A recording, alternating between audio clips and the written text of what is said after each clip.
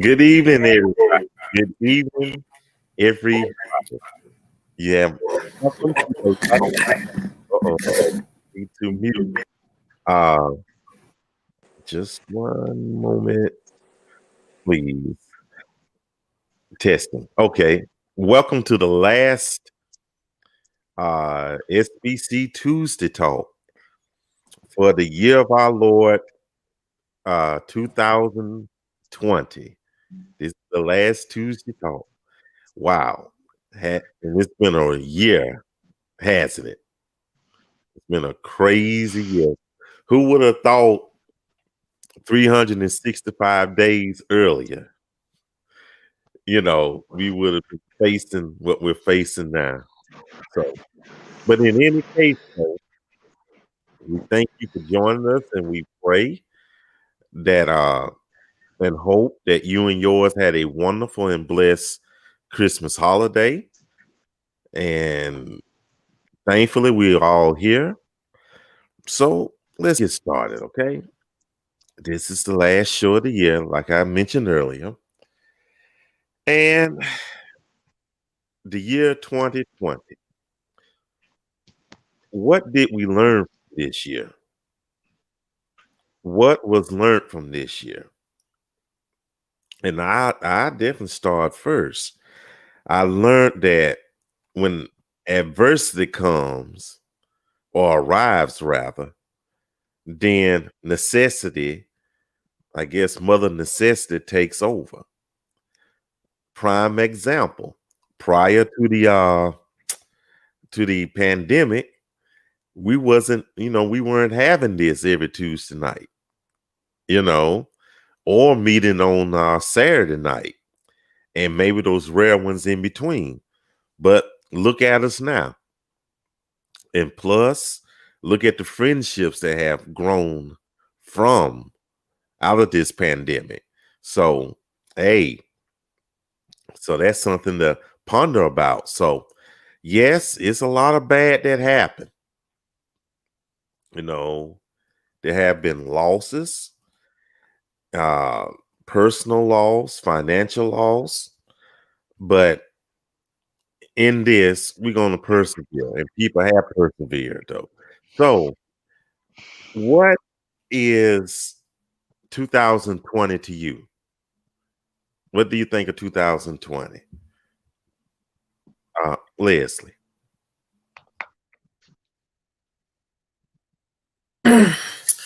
Okay, I'm still thinking.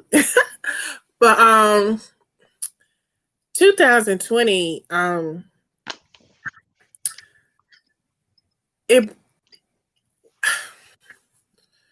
one thing I thought at the beginning of this pandemic, I was reminded, or the revelation that I received, definitely was that I realized some things that I had done in my home life and my work life that had prepared me for this time. Sometimes you come across things that you are inspired to do certain things in your life or even in your workplace, and you just really don't know why you are doing what you're doing until it's time for that specific thing needs to be available. For me in my workplace, I was really passionate this time early last year about making our office paperless and make it so the processes worked. So we didn't need all this paper. We didn't need all this signing. Everything was online. Everything was being able to be reported from some online thing and not gathering these papers together. And because of that, when we went to working remotely, we didn't have to go find people to sign checks or sign invoices or sign expense reports. Everything was online and could be approved online. So you don't know when God puts something on your heart to do. I realize now, and this has happened before and so many other experiences I've had in my life, that it's best to go ahead and do it then and don't procrastinate because you don't know what's coming ahead. And so I say that for me, it helped me understand that I always need to make sure I'm listening to God, always make sure I'm obedient. Because you don't know the storm that is coming. You don't know what obstacle is about to come. That God said, I was trying to prepare you for this, and it was going to come regardless if you were prepared or not. Sometimes it happens like that. And you would always say, man, I wish I took that class. Man, I wish I read that book. Man, I wish I had done this and I would have gone through this trial in a better way. I would have come out either quicker, it wouldn't have been as stressful or frustrating, or all these things. So I think one thing I've learned for myself is to always make sure that is to stop procrastinating and to be when God says do, go and do. And I think that was the first thing at the beginning of the pandemic. And as we went through the pandemic, um I feel like so many things happen. We have the pandemic, we have this institutional racism and structural systematic race. All these issues of racism have come back to the attention of people who, I don't know who they thought it was gone, but it didn't go nowhere. But it became the topic for everyone to talk about like it was something new. But I think in that, I remember all month of May and June rather, is me developing my voice on being able to tell people what it means to be a Black woman. We know, we've experienced it, but when you got to speak it out loud to people who don't understand and be able to say it in a way that is not like I'm attacking you or I'm saying what you did or what you're, no. This is what I experienced as a Black woman raised in Montgomery, Alabama, Birmingham, Alabama, being raised by parents who grew up in Montgomery, Alabama through the bus boycott and the civil rights marches.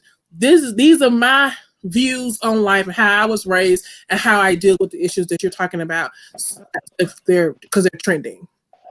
So I think learning to be obedient to God, not procrastinating, understanding my voice and being able to speak it unapologetically, and being okay being by myself. I was somewhat of an introvert, but didn't realize how much of an introvert I was not, but still being okay in that aspect of me being an introvert. Now I've said too much, but those are the top three. I'm gonna stop there because there's so much more. I just up to August. But you know what? You bring up an interesting point about race. Mm-hmm. I think it has been very prevalent, and then the resources we have, even prior to this pandemic, social media and things of that matter. But now we're using social media definitely more so out of necessity to make our voices heard. And there has been some changes made. There has been, but guess what? That's just the start, though. We still got a long way to go. So, anyone else?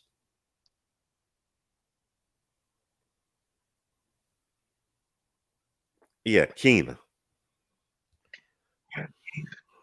I think what 2020 has taught for me is learning how to realize that people are not going to think the same way as you do and being okay with that. Not to to go along to get along, accepting behaviors that don't sit well with me, and just being able to see people for who they are instead of their potential. That for 2020, yeah, there have been definite relationships.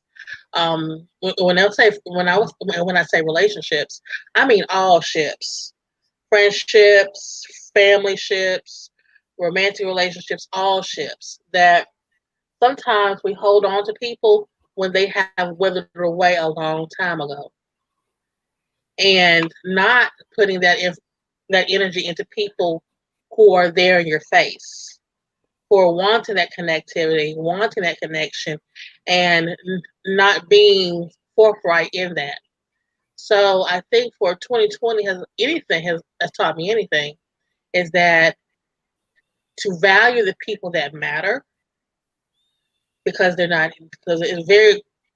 may not be here. And a cold gravestone is a horrible place to have a conversation. So that's what I'm. That's, if anything, 2020 has taught me that. Definitely. And then like anyone can leave here at any time at any year. But really this year has made you more, I guess, aware or cognizant Mm-hmm. of how the brevity of the human life, made us more aware of it. And Tawanda says, 2020 brought me closer to God and changed my life. Even though we're going through this pandemic, I remain safe and thankful for all the blessings I've received. Seeking God's favor brought happiness into my life as well as my daughter's life. Yeah. Absolutely. Yeah, absolutely. Anyone else want to It's, chime in? Go ahead. Go ahead. it's, oh, go ahead. Who's going first? I was going to follow up with, Yeah. it made me appreciate life because, like many other caregivers out there, healthcare professionals, I've seen that last breath go out of someone, and it made me become very cynical. And now that it's hit close to home, it made me think about things in a different way. But that's all I was gonna say. Yeah, absolutely. And then 2020 made me, and maybe some of y'all look at relationships differently. I mean, it's a difference. Dating, some of us went out on dates. Some of us were, like me, were afraid to go out on dates. And also, like me, relationships kind of ended near the end of the pandemic. So, I mean, it really has an effect on our social life. So, basically, what have you learned from that aspect of 2020 from a relationship, social life point of view?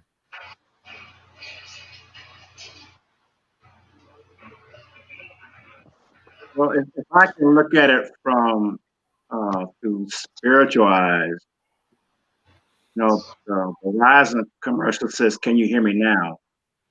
And God was saying to the world, "Can you hear me now? I've shut down your stadium. I've shut down your theaters.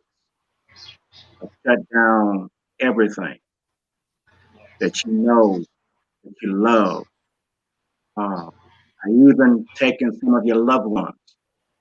Can you hear me now?" And whether God sent this pandemic or he allowed it. Now, some would say why. When you look at Second Chronicles chapter 7:14, he says, "If I send pestilence, which is disease, virus." And so the one thing that we should have learned from this is not to take anything for granted. Uh, their job, for example, is there today, may be gone tomorrow. Uh, your livelihood could be gone today. Loved ones that we started, I mean, December of last year, nobody would have known that in less than 90 days, loved ones would go that were perfectly healthy, not having no medical issues. And now they're gone because of something that no one saw coming. And so it makes us rely on God. When David said, "The Lord is my shepherd, I shall not want."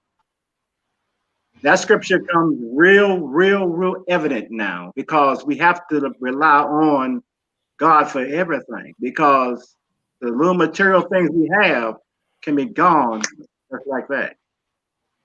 And a lot of people have have gotten to the point where they have to deal with the new normal. As President-elect Biden said, you got people with empty spots at the Christmas table.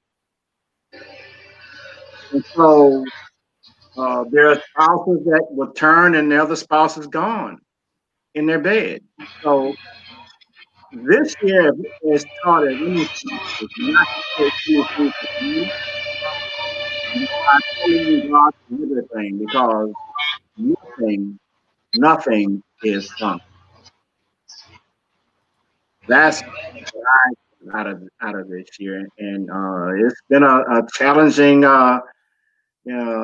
because it's not like you can go meet somebody at Olive Garden. I mean, you can, if you want to sit there without a mask on and take a chance of catching COVID for a date, it's not really worth it. So, God gave us the technology of the internet and Zoom, where you can talk to somebody, you can sit there and eat and watch each other eat and chit chat until this thing gets better. But we have to know that weeping may endure for a night, but joy shall come in the morning. This thing shall end. And when it does end and life kind of resumes back to normal, we still have to rely on God. Absolutely. Yeah, absolutely. Plus, you brought up virtual dates, and I've been on a virtual date this year. Well, really recently. And it's kind of unusual, I guess, to say the least, though. It's something that, I don't know, it takes something to get used to. I think of it as a video call with little extra ingredients to it. That's how I kind of look at a virtual date, though. And Tan Wiley says, I haven't had a date during 2020. Too afraid and not able to get close and socialize. It has been truly rough. Through it all, I've learned how to wait. And Irene says, I think the pandemic has been a blessing, actually, a moment to slow down and just appreciate life. The simple things, appreciate what you have. I think it taught me not to take things for granted, such as people, jobs, etc. And Candida says this virus has revealed people true nature and hearts. Now, how did it do that, y'all? Well, how do you figure it revealed the true natures and hearts? Anyone? I'll go for a moment. So I think for me personally, revealing people's true nature and hearts, just in the aspect of dating, I'm more of a conversationalist, getting to know a person. Even if they're in my city, I don't need to see them in the first few days of, for instance, if they know they're in Texas and I'm in Texas and wherever we're close. I prefer to still get to know a person. And so during this pandemic, I mean, I've had a virtual date and I met one person in person, but I kept my mask on. But it was the point of there were several people I noticed that were trying to rush to still meet. And then I'm like, to me, the intentions are off because it's like we don't know anything about each other. Let's get to know each other. And it's still the same for me. I don't care what year it is. I still want to get to know the man, and the man needs to get to know me. And so that's why I feel, in my personal experience, the tensions are not right. If someone wants to quickly meet, it doesn't matter if we're in the same area. Can we have a few conversations? I don't need to even meet for coffee dates. I don't drink coffee, but I'm just saying I could drink tea potentially, or whatever, juice or whatever. But we don't even need to do that if we don't see if we have anything in common. I just feel there's certain conversations that need to take place before we even meet for coffee. And so that's how I've been able to check true intentions, is when people want to immediately start trying to come over or meet up. And I don't do all that. It doesn't matter if it's because sometimes people are saying, oh, well, most places are closed. Well, if most places are closed, I'm closed too. So nothing's changed. Nothing's, the year. I mean, I'm just saying, that sounds funny, but, I've been understanding from an old time understanding that most places close after 10 or 11. Nothing's open after that time but legs. And so I'm just saying.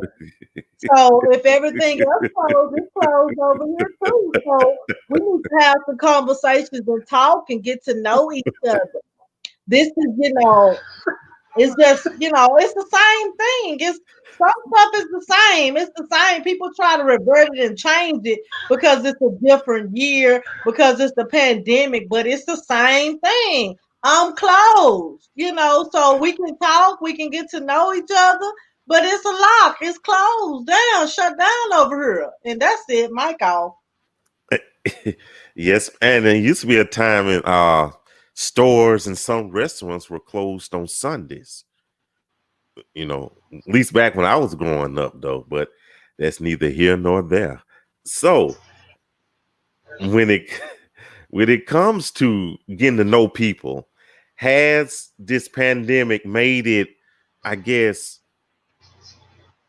made it easier to get to know a person instead of being, not rushing out though, but you could we're forced to have more conversations prior to a physical date.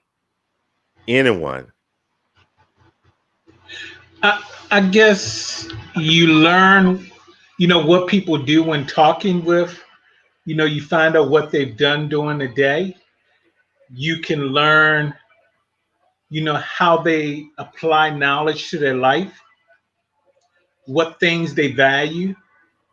Um, at least for me, I've observed a lot of those things, safeguards or wisdom that people put in place. I remember there was one time there was a young lady, almost something with Sunshine was saying they wanted to quickly meet. And it's like we're in a pandemic, you know. You worried about wanting to meet face to face. It's like virtual and other things like that of stating, and it's like people dropping dead. I'm not going in the office. I'm not going to church. You, Sally, I'm meeting offline. I mean, slow down, Sally. You know, let me kind of get to know you, Sally. And so I had to say to her, I appreciate your time and your interest. Farewell. Wow. Okay. Anyone else? I have the tendency to think if a person wants to meet in person in a hurry, what are their intentions? Because I personally ain't trying to meet nobody no time soon. We can talk on Zoom, we can FaceTime, but as far as me being in a one-on-one situation, first of all, I don't know who you are around. I don't know what you do during the day.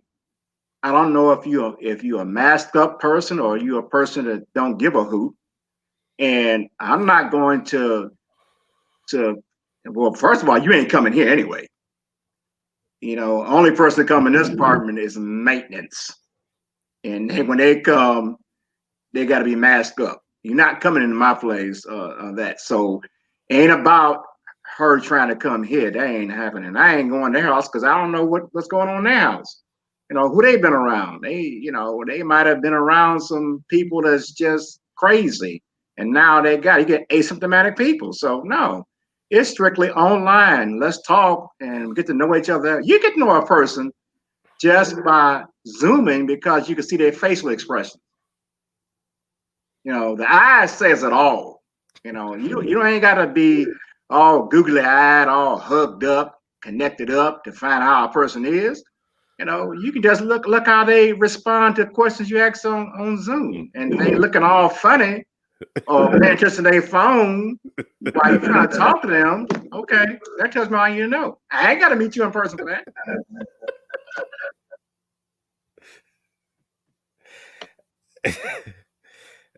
uh, Tiffany Murphy says, I agree that I would virtual date first to see if it's worth the risk of meeting. That's how I had my one COVID date. And like you said, Reginald, you can peep into a person's mind much better. You know, you're talking to them on the phone, you're looking at their expressions and how they react. And again, everybody doesn't have a poker face. Some people don't know how to play poker. They give themselves away. So yeah, that's a good point right there. And Tiffany says, no, the pandemic has made it tougher because people can sell you as well. I still say that in-person meeting reveals a whole lot. Conversations, then virtual date to see if we are compatible. And if so, outside nature date it is. Okay. So, and what else we have here? I had something. Oh, Go ahead.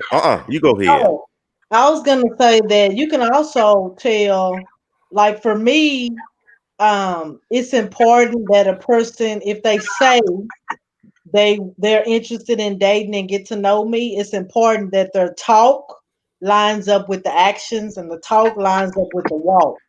And so what I mean by that is that I tell a lot about a person by talking to them if they actually have time to date.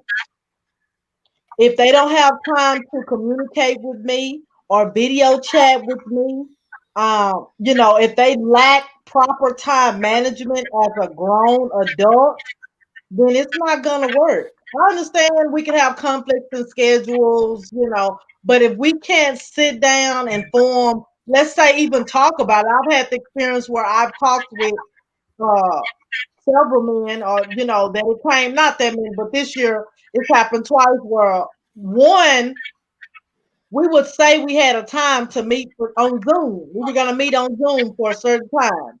Okay, that time comes around and he texts me last minute and says he has to change the time. I'm like, okay, it happens. This is life. Then it happened again, and I was like, wait a minute now. This I'm gonna need you to figure out, so it's like, especially if we planned it in advance, 2 or 3 days in advance, it shows me that you lack the ability to have time management in your schedule. How are you going to fit a relationship? I mean, I know this is early stages, but how are you going to fit the getting to know stage in the phase if you can't even hold conversations with me without, something always coming up? I can understand, like I said, we're all adults. Sometimes things come up, but we schedule time. So if you can't schedule a time with me and own up to that and be responsible for that, then I don't see a reason for us to meet. I just really don't. And I'm very I compromised when it happened the first time. I was like, okay. And then I like to see a man's effort. So that first time it happened, I'll give the example. He couldn't make that time. I said, okay. He didn't even contact me late. Like I was free the rest of the day. So I was like, okay, I'll be at the house the rest of the day. He didn't even try to video chat with me later. It's like you didn't care. To me, it's like to make the effort and try. So I contacted him and I messaged him like, I said I was at the house the rest of the day. I guess he was upset because I said something to him. I didn't like get mad, but I said something like, you couldn't make the time, then check with me later. And so to me, it shows me the lack of compromise on a person's part as well. If I tell him that I'm at home the rest of the day, the rest of the evening, and he couldn't make the first time, he could have just called or video chatted with me later. He did not. So it's like he gave me this brush off, I don't care feeling. And I'm like, well, if you don't care, then you don't need to know me. We definitely don't need to be meeting anytime soon, ever. So anyway, so I tell a lot about a person by just talking. If they can't organize their time and manage their schedule. They got 3 jobs and however many kids. And, hey, if you still want a woman, you got to make some time. I'm just being real, and vice versa. If I want a man in my life, I got to have time, whether it's talking, video chat, we got to have, that's the groundwork for me. If we can't even establish groundwork of communication, which is very important, then there's no point. It's just no point for me. And so, yeah, so there's like so much that I learned from a person by just talking with them and not being able to talk, to be honest. If they want to text me all the time, I'm not a text buddy. I'm not looking for a pen pal. So if all they want to do is text, they don't go forward with me either. So, but that's all. But and you make a good point. If they don't even have time to the video chat with you during this pandemic, then that might be a little sign about something, though, like who's living with them, who's coming over. Who on their way home? Who? Or they have to sit in the car and talk. We ain't doing nothing. How do you not have time during the pandemic? We ain't doing nothing unless you in school and you got your job. You in school. You working at home. Or you in school. You reading. You committing your mind to the Lord. And you got your Bible study. You got to study for that the next day. I mean, what else are we talking about? I'm sorry. Yeah. I'm listening to all this stuff. On their way home, girl. You're talking about a lot of people who, I'm not trying to be funny. They just aren't interested in you, like, really, because they making all these excuses. Yeah, they making all these excuses, all this other stuff going on.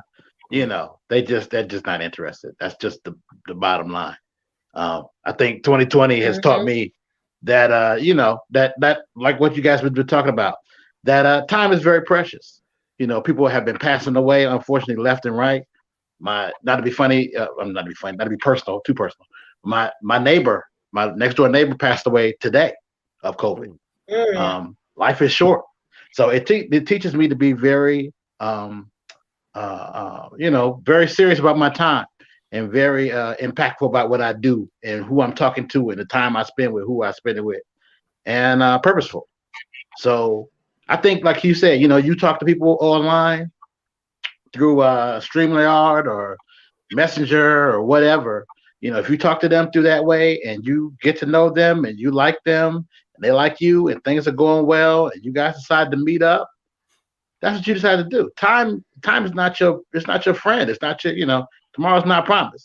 So I understand some people's viewpoints about, not doing anything during the pandemic, but I'm not saying you got to take a risk, but like you just have to see them. That's not, no. But I'm just saying, if that's what you decide to do, I completely understand, because like I said, people are passing away every day. Time is just not on your side. We just, I can't, I just really can't say it enough.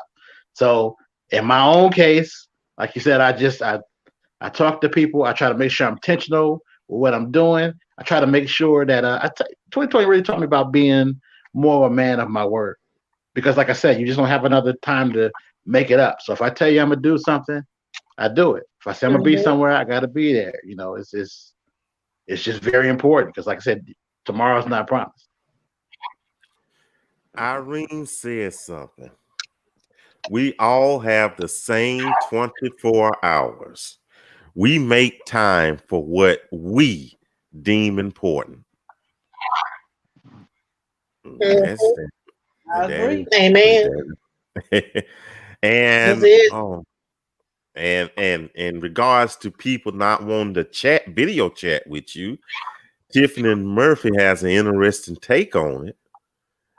Or if they have a home to video chat from, you would be amazed.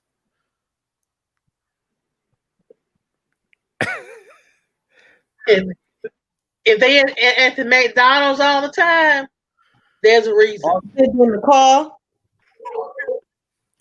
And me and Keena was having a conversation, and she brought up, hey, we just one paycheck away from being homeless and destitute. But that make you suspicious though. With that said, that make you a bit suspicious though. How come we can't? And like Irene said, we all, unless we have superhuman powers we don't even know about, we all have the same 24 hours.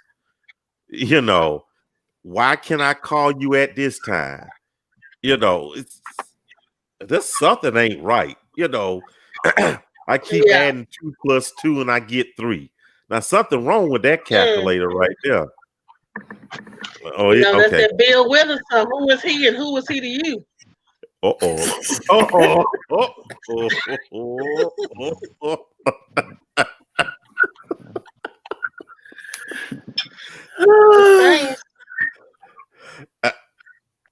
Yeah, well, this is what Tan says right here. Should video chat be scheduled? I met a guy who would video call at any time. I didn't like that. Now, this is the total opposite right here. That's funny. That's true. Hold on. It should be scheduled always. Exactly. Or I had somebody yesterday did that to me, call me. Text me and say, hey, you got time to video chat? It just, say something. Don't just instantly FaceTime and think I'm going to answer, because I could be at work, I could be in a meeting, I could be coming out the shower, I could be whatever. I think that part, the FaceTiming, you coming into my home then, or into my visual space. And I like to offer my best representation. When you're dating somebody, you will offer your best self at all times. Okay? Even if I'm undone, I'm not going to be undone with crust in my eyes. Give me some time to put myself together. You wake up early in the morning, you want to FaceTime. Like, no, I'm just rolling over. No, you're not going to at the time. So I think a text, a polite text, hey, want to see you, how you doing? Want to say good morning? Okay, give me 10 minutes. And then FaceTime me. That's respect. Anyone that don't do that, it's just etiquette. It's just etiquette. And then to get mad when someone rejects the FaceTime and all that kind of stuff, that's plain on immaturity, and they can just walk on to FaceTime somebody else. And when Kisha says this, I feel like that with the Facebook calling.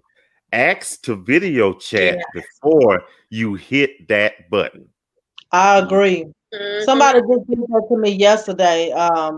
We were messaging a little bit, and I told him I was okay with him calling, and I thought he was going to call. He hit video, and I didn't even notice it until I had already pressed the button. But as soon as I seen the camera part, I pointed it toward the ceiling.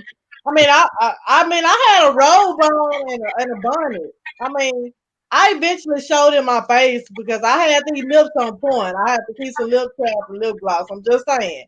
So it wasn't that I couldn't show him the bunny. It was just the fact that, first of all, it was the first time he ever videoed with me. It was the first time we had messaged, but we had never talked. And so I think it was just better to, like Leslie just said, ask me, did you want a video?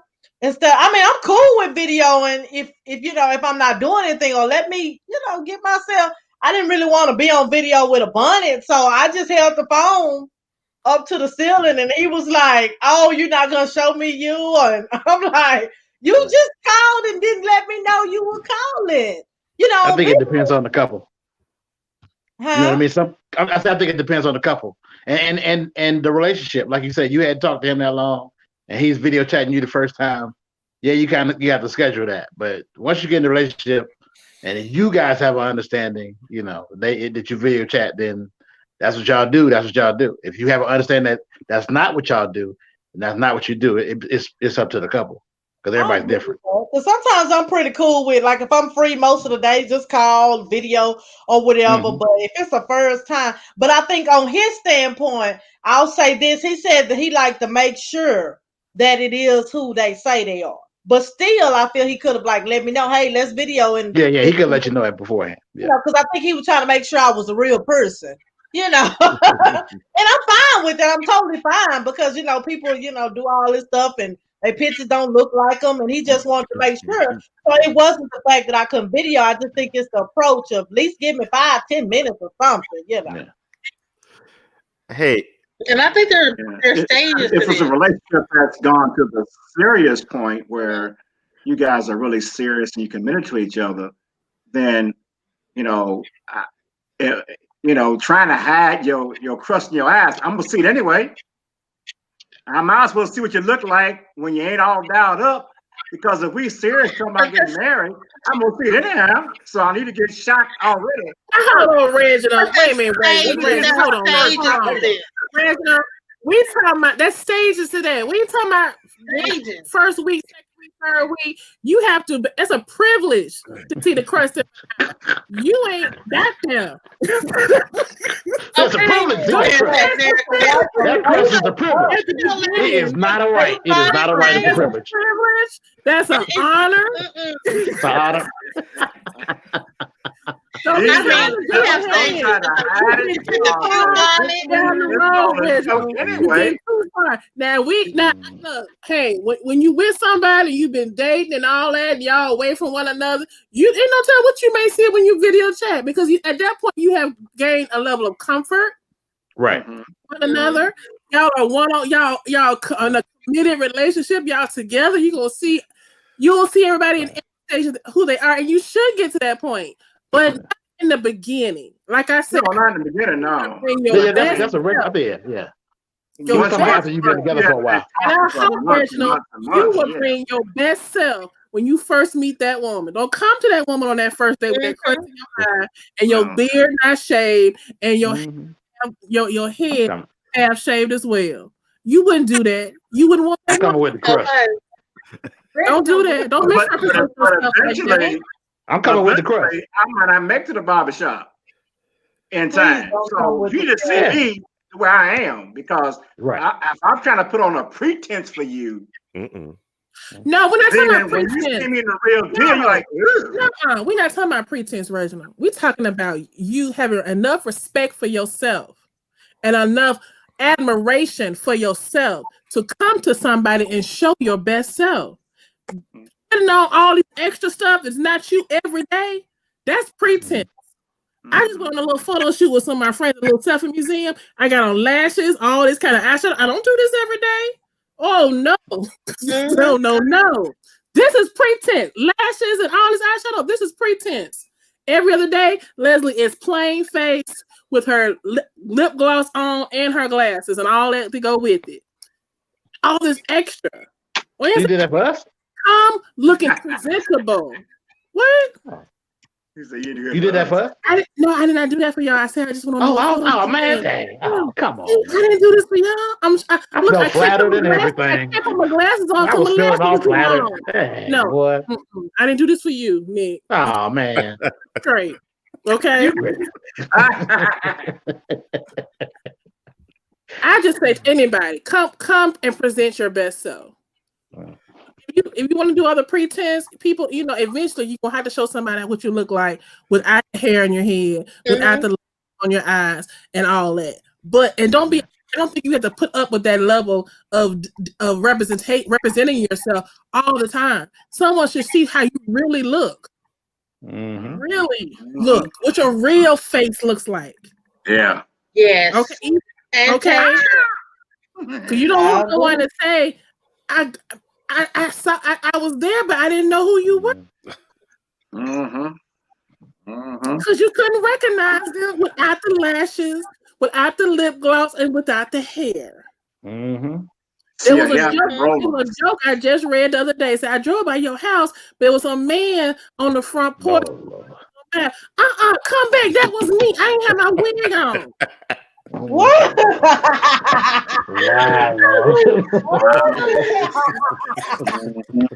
be unrecognizable. Is that your brother? Yeah. That was a girl without the wig on. That wasn't her daddy. That was her. That was Girl, what he's trying to look like a busted can of biscuits. Yeah, how you doing? We hear some tea. Okay, go ahead, Tia. I just was gonna say, 2020 has taught like value. I mean, everything that everybody else said. Relationships. I think it shows those people that are community minded. Like to me, if you're not wearing a mask, people might get angry with me, but like if you're not wearing a mask, you're there's a selfish piece to this. Because you're not thinking about yourself and you're not thinking about all of these other people that you engage with. So um like I really have a hard time with people that don't wear their masks. Like it's a trigger for me. And then as far as dating is concerned, it sifts out those people that, to me, if you're rushing the meeting too fast, you don't have a level of you don't have confidence in your conversation. Like you don't have confidence that what you got to talk about is going to engage me enough to keep me invested in continuing to get to know you, and or you don't want to get to know me. You know you have other ulterior motives, and so best of luck to you. But keep it moving. And so that's kind of been my understanding is if you don't wear your mask, I mean, I haven't had a long conversation with a person that doesn't wear a mask, but to me, there's an aspect of selfishness when you are so against caring for yourself, caring for other people, potentially exposing people that are vulnerable. I just, I just think it's selfish. Um, and then as far as dating, I haven't gotten to the point where I can do video chats yet this year. So it's kind of when I've met people, they sift out real quick. So, um, but I do think it's important to be respectful of each other. I do think that as you continue to get to know somebody, you're gonna get comfortable. You're gonna be yourself, and you're going to let them see you in a sweatshirt. Let them, be more casual. But initially, you are gonna try to be more presentable, and whether that's you in your natural face or if that's just, um, you being able to be completely yourself. But we all put our representative on first. We put our best foot forward when we meet someone initially, and then, as we get to know them, we get more and more comfortable, and they see all the different facets of who we are. So, unfortunately, I haven't met anyone that's got to see all the facets yet. But 2021, Uh-oh. saying Uh-oh. everything else. Uh-oh. I Uh-oh. think video chat should be centralized in a centralized area where that's where you video chat. You don't video chat all over your house. Number one. Now, once you all have got to a committed stage, well, then you might, if you want to, you can video chat in your bedroom. But initially, it should be a certain part of your home where you don't mind people seeing, and that's where you video chat. You don't let people see everything you got in your house because everybody that comes on these things ain't always looking for the right thing. Some people are looking at what you got in your house. Mm. Oh, they got that. Okay, I didn't see what they got. Now I know, So you always have to be self-conscious about that, and just video chat in a certain area of your house that you don't mind seeing. Like mine, you see the back wall. You don't see nothing else in here. So that's for a safety guard. You have to be mindful that you talk to somebody you don't know anything about.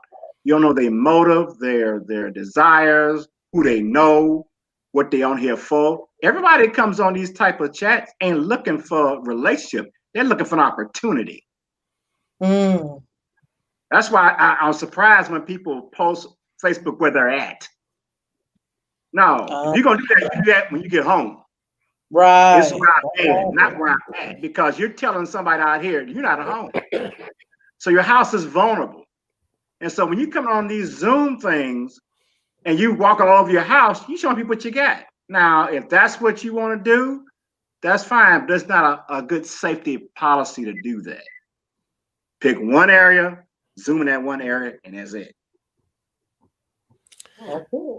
That's it. That's it. Let me see. Read these quick comments. Tiffany Murphy says, do you think the attention to time that 2020 has taught us is the reason that we tend to rush the expectations in the online dating process, i.e., rushing to meet, rushing to video chat, etc.? And Rochelle says, yes, you can't surprise me like that. That's in referring to our video chat, unless we are at a certain level in our relationship. Shannon says, video calling without asking first is the equivalent to showing up to someone's house unannounced. Both are unacceptable. And Andrea Jenkins says, video chat should be treated the same way you treat your home. I don't appreciate someone just popping up at my house. They need to call first, because if I'm not expecting you, I personally won't answer. Video chatting is the same way. But now, let me ask this question. Do we do a pre-phone call before we make a phone call? It's not necessary for me, as long as they Mike, you know that's different. That's different. I just asked the question. I mean, it just depends on the person, but for me, it's I not like that. I necessary. mean, the personal call, yeah. Because I Do may you do a text before you text?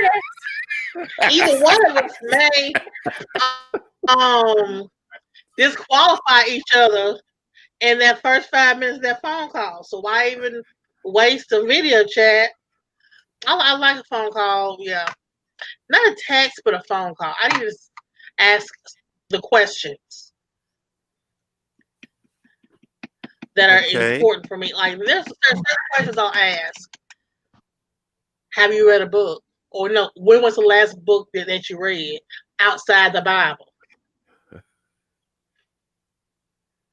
Yeah, that gets a lot of strange questions. What if they listen to audiobooks? Everybody don't read books. I actually put that in the same category. Read, listen, the same category. Audiobook, I'm cool with that. But if you can sit there and say, I'm not into reading, I have issues with that. I'm not into reading, so. What if they just read the news? Some people just read news every day. Yeah, that's fine. But I mean, they don't have news. They don't have newspapers anymore. They read magazines and stuff. Yeah, they may not read magazines. books. What was the last article that you read? Yeah, Wall Street Journal. You know, book. You need to find somebody at the professional magazines. That's about professional stuff. You know? Okay, don't just tell them you read a book. I'm got you, Keena. Not everybody reads books. They read other stuff. You need to read something. To edify your soul. I mean, goodness. If it's just the last Sunday school pamphlet, how did you read? You said anything but the Bible. That's the Bible. That is everything but the Bible. That's a supplement. A supplement. When I was in seminary, all I read was the Bible and Bible books and Bible Sunday school stuff and all that stuff. I ain't reading nothing else but the Bible stuff. So I didn't read. No, I mean the Bible. I mean the actual Bible. Bible supplements are different. That means you're looking outside. You're looking for other things. Subject verb agreement. Keena, we're gonna pray for you. I mean, you got the right to feel how you feel. That's how you feel. That's how you feel. I'm messing with Keena though. And she know I am like messing like aura. When you spell something, it's aura. That's just nitpicking though. No, I like what Andrea says. Is Keena just wants to know they have the ability to. Is that what it is? And if I send you to Barnes and Noble, that you will actually know where it is. Oh my gosh. Well, you have to be able to have a decent conversation, Yes. well-rounded individual where you can talk politics, you can talk life, you can talk social things, you can talk about Hollywood characters. I mean, if you don't have a well-rounded individual that can hold a decent conversation, other than what you like to do and stuff like that. No, we got to be able to talk about life in general. I can see where your head is at. What you think about 45, the stuff he says. Do you watch CNN? Do you watch MSNBC? Do you watch Power? Do you watch daytime TV? Young and the Restless, like General Hospital. I need to know what you about. And so if you can't hold a decent conversation with me and have knowledge about current events, like I don't know about that because if you got one of these, you know about everything that's going on in the world. So for you to tell me I don't know what's going on, you're lying. Or you just live on the rock somewhere. What you doing at 2 o'clock in the afternoon is like, I mean, what am I doing at 2 o'clock in the afternoon? I'm working. What you doing at 2 o'clock in the afternoon? Y'all are rough, Lord. My folks know not to call it 12:30 and 3 o'clock. Well, look, Reginald, one thing I think you said you were on it is like, but I think we have to be clear because sometimes we get so focused on what we like and see if what they're saying triggers our list of hobbies and likes and all that kind of stuff, and we're not open to what somebody else might like to do. I mean, I've encountered guys that love cars and motorcycles, and they'll know everything about a car and all kinds of vintage cars or all types of motorcycles. They can talk about that for hours. I have no interest in that car. I know how to, now, hold up now. I know how the car's supposed to work. Daddy taught me all that. But I have no interest. Yeah. You can see things about the cars and the motors and the wheels and the rims, and I don't care about all that. But if this is my man or someone I'm truly interested in passion, I'm going to sit here and listen. But I'm also going to want him to have the same respect and interest in the things that I'm passionate about. So we blow people off because girl, he talk about all this. I ain't interested in all that stuff. No, if this is somebody you're interested in, sit down, listen, learn. But he needs to be giving you that same time and respect as well. Yeah. Okay? So be open to learn something. I knew a guy, he loved hard heavy metal. I listened to so much. I knew Limp Bizkit, all the CDs, all the songs, every track. I knew them all because that's what my man liked. Okay. So be open, y'all. Don't close out because that could be what you say, an opportunity. Okay. Listen, Keena. Listen. What Irene had to say. I'm with Keena to a degree. I mean, oh goodness. Do you say sorry for your loss? That is a bit annoying though, ain't it, when they say that though? Okay. Like, you know. I just want to I can like have a conversation with. And it's sometimes, and I know I am a geek. I'm extra. Like I know I'm an extra nerd. But you can just have somebody, to have that, like conversations with. Like I watched Bridgerton last night, and I need somebody to break that down for me. That was good. I understand. You let me know. We're going to study it together, Tina. We're going to study it together because we're going to break that down. I was reading Andrew's comment. Okay, and Dr. Who is which one? The New Year's episode is the first. Dr. Who. The last comment Andrea left about old school version. The New Year's is the first. It's gonna be the first. I didn't hear it. Okay. The first. we're gonna talk about this at the after party. Okay. Oh yeah. Yeah, okay. Another Whovian. That's good right there. Doctor Who. Okay. Shannon says, Reginald, I completely agree. Being able to hold a decent conversation is important, but I don't care if he watches the news or not. Maybe he can teach me things and I can teach him a few things. Okay. And we're going to have an uprising here. Celestial says, boo to Bridgerton. Uh-oh. Let me tell you something. That Duke, that's my man. Y'all didn't know that, but he's my man. That's all right. I like the Duke friend, the boxer. Oh, Lord. That's my man. Oh yes, he was fine too. He was fine too. Yes. He glorified the Lord. Y'all don't watch it with the kids now. Don't watch it with your kids. It's not for the kids. It's not. Absolutely not. But it was so good. With that said, wait, one more. Ooh, no, we have two more. Doctor Who in a minute. We'll talk about that. I watch it all the time. So, Irene, in all seriousness, we all have preferences. I want to be able to hold a decent conversation with someone. However, it may be our preferences, that has us single. It may be. Oh, y'all got quiet on that one. Okay. No, I'll be open to certain things like you.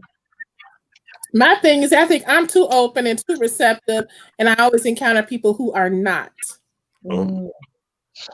You know, everyone has these presuppositions on people. I encountered a guy earlier today, and he was mid-40s, had two children. I don't remember I can't remember. I think it was just two children. But when he learned that I was single and never had kids, it's like he just looked at me in a certain way. And I'm like, what is this? You know? And like he completely lost interest because I was single with no kids. I had a guy that told me that. Tell me what that means. Okay. I had a guy recently just tell me that I was not a Christian because I was a divorced woman, and how could he actually date me because he was committing adultery with me? Kena, somebody wants to fight you. Read that comment. Someone wants to fight you. Oh, we're gonna fight, girl. We're gonna go. It can be whatever, girl. It can be whatever. Well, I guess next time judge people that children. I said I think that's a discussion another time, but I do think that people judge when you don't have children. They make assumptions, and you don't know if someone. For my, I yearn to have. The Lord just didn't give me kids while I was married, and so I know how it is. I've watched other single moms do it on their own. I've watched single dads do it on their own, and I choose, to try to do what I'm supposed to do in order to not have kids. But people make assumptions. My mom just and her ex-husband, when he initially met her, told her she must be selfish. That's why she only had one kid. So you make a lot of assumptions. That's one of the main ones. They assume you're selfish because you don't have kids. Yeah. So it's some folks out here with some messed up ways of thinking, and that's what's blocking them. But I know it ain't blocking me. Okay.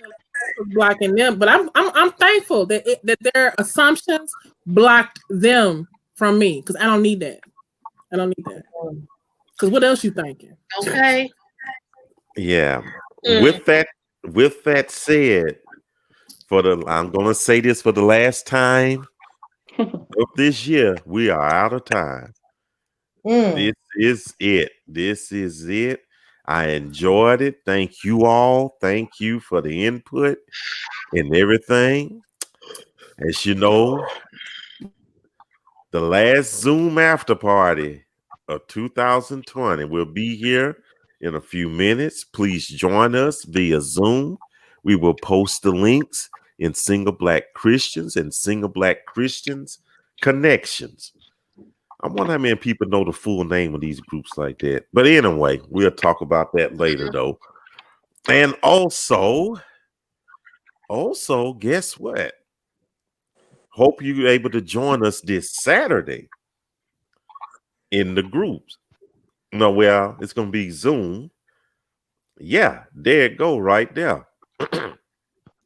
It's going to be karaoke night and maybe some spoken word on the side. That's going to be this Saturday, January 2nd, 2021 at 9:00 p.m. Eastern Standard Time via Zoom. So, if you want to participate, if you want to do some karaoke or you want to do some spoken word, just come out and join us. We're going to start, like I said, at 9:00 though. So, any final words before we close out? No dissertations. Happy New I might need to be quiet. Because mine might be. Well, I was just gonna say my word for 2021 is intentional. Yeah. Pretty much just being intentional with my actions, my still continually walking in my purpose and just being intentional with different things. If I see somebody that I'm not scared to DM a man, because I know everybody has their own opinions on that. Some waiting for men to contact them, but I contact men sometimes. Yes, I do. You can call it what you want, but it is what it is. That's it. And anyone else got their word for 2021? Look at y'all. Resolution. You said don't make a dissertation. Resolve to live the best life that you can possible. That's good right there. That's good right there. And anyone else? Last call. Increase. I like that. Increase. Recommitment. I got mine. Who else? I'm gonna say mine's for last.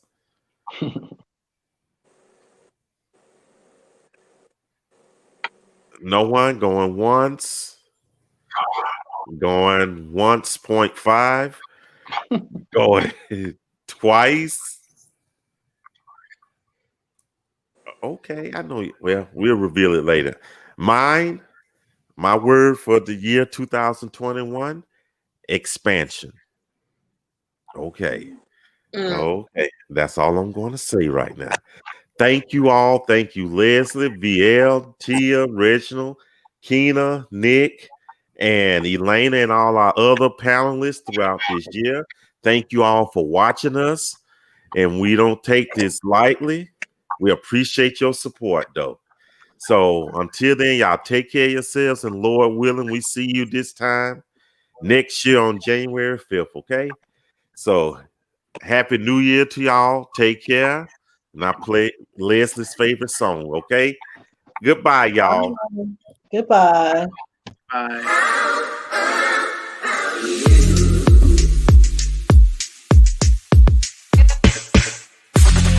Let's take some time and think for a minute. What's going on? And are we with it? I got the phone call away, but if no one calls, it's another day. How can I explain to you what I feel and what is true? And how can I do my best